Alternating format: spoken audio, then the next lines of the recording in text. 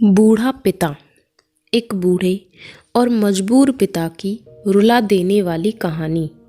एक गांव में एक आदमी रहता था जो बहुत बूढ़ा हो चुका था, जिस वजह से उसे कम दिखाई देता था और बहुत कमज़ोर हो गया था। इसलिए अपनी बची कुची ज़िंदगी अपने बेटे के साथ बिता सके, इसलिए शहर में रह रहे उसके बेटे के घर रहने चला गया। बेटा एक शहर के छोटे मकान में रहता था।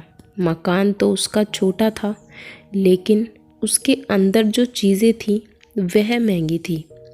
उस मकान में बेटा, उसकी पत्नी और उनका एक 5 साल का बच्चा, यह छोटा सा परिवार साथ मिलकर रहता था। बूढ़े पिता के आने से उनके परिवार का एक सदस्य और बढ़ गया।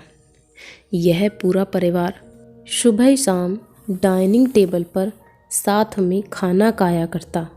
बूढ़ा पिता अपनी कमजोरी के चलते हमेशा खाने की चीज़ें नीचे गिराता रहता और कई बार कांच के बर्तन भी टूट जाया करते थे।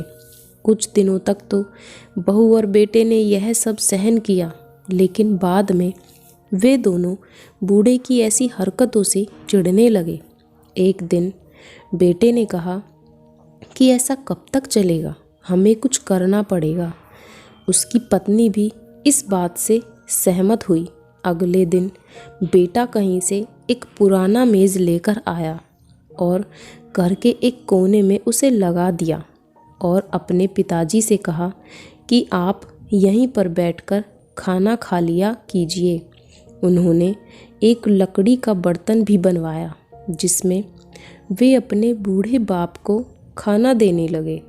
अपने कांच के कीमती बर्तन बचाने के लिए अपने बूढ़े बाप को लकड़ी का बर्तन देने में उन्हें जरा भी शर्म नहीं आई।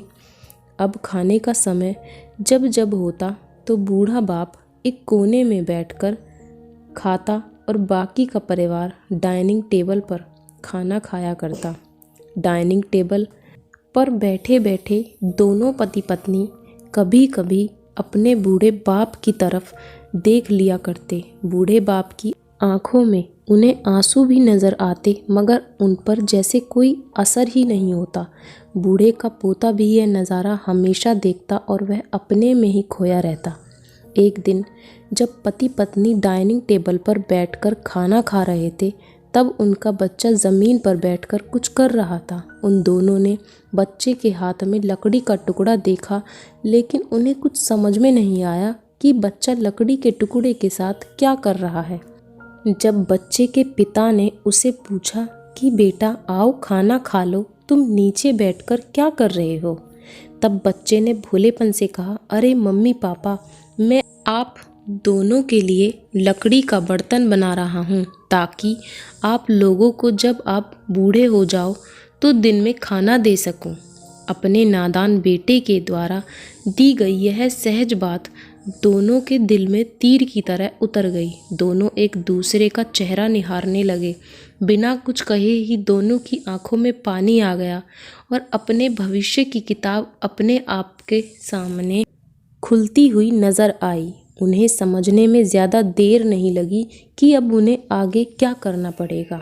अगले दिन कमरे के कोने से वह पुराना मेज़ हट गया और अब बूढ़ा पिता और बाकी का परिवार साथ में मिलकर फिर से खाना खाने लगे। बूढ़े की कमजोरी की वजह से हो रही गलतियां भी अब किसी को नहीं चिढ़ाती थी। दोस्तों, अगर आपको आज की हमारी ये कहानी पसंद आई हो तो प्लीज़ लाइक, शेयर और सब्सक्राइब ज़रूर करिएगा। और कमेंट करके ज़रूर बताइएगा कि आपको ये कहानी कैसी लगी।